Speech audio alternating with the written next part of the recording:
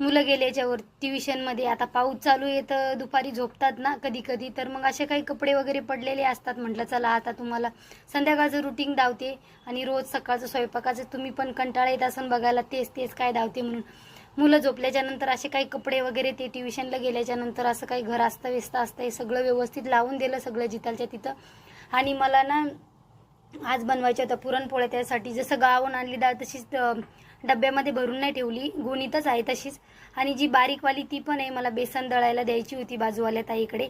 आणि म्हटलं मसूर पाक बनवायचा आहे तर घरचंच बरं आहे हे.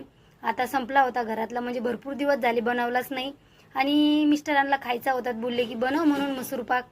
तर मग जी बारीकवाली डाळ होती नाही चण्याची ती पण दिली होती सासूबाईने, ती दळून आणायची होती बेसनासाठी. आणि जी आहे जी मोठीवाली अख्खीवाली आपल्याला पुरणपोळ्या बनवायसाठी ती पण डब्यामध्ये काढून घेतली.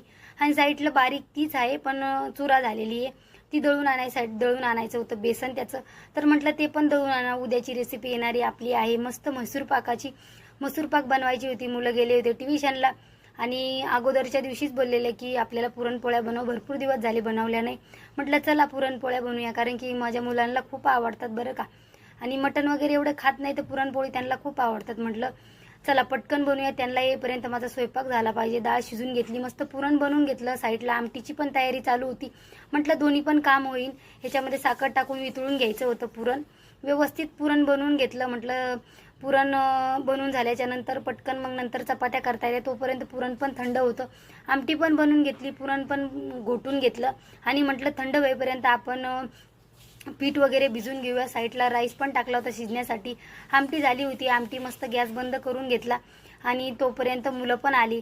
मुलांना लगेच खूप आनंद झाला की आज पुरणपोळी बनणार आहे म्हणून. आल्या आल्या थोडं पुरण खाल्लं. आमच्या घरी अगोदर पुरणपोळ्या बनवल्या तर चपात्या विचारतात, तर साध्या अगोदर चपात्याच बनवून घेऊ म्हटलं. 2-4 शिल्लक करूया आणि नंतर पुरणपोळ्या करता येतात. राहिलेलं पुरण जरा जास्तच झालं होतं, म्हटलं थोडं फ्रीजमध्ये ठेवून देऊया, कधीतरी बनवता येते. मी जरा एक्स्ट्राच करत असते पुरण, नेहमी पुरण बनवल्याच्या नंतर. लगेच साध्या चपात्या करून घेतल्या. आता तूप काढून घेतलं डब्यामधून, घरचं तूप आहे बरं का. मस्त तुपाच्या बनवायच्या त्याचं पुरणपोळ्या. ती तुपाची बनवली आणि खूप टेस्टी लागती बरं का. लगेच पुरणपोळ्या बनवायला घेतल्या. पुरणपोळ्या बनवून झाल्याच्या नंतर म्हटलं गरम गरम सगळेजण खाऊन घ्या. आणि तुपाची पुरणपोळी बनवली ना फोड करून, खूप छान लागते. आपण चपाती चायमध्ये खातो तशीच. लगेच पटकन बनवून घेतल्या, सगळ्यांना जेवण दिलं. आणि पुरणपोळ्या खूप टेस्टी झाल्या होत्या बरं का.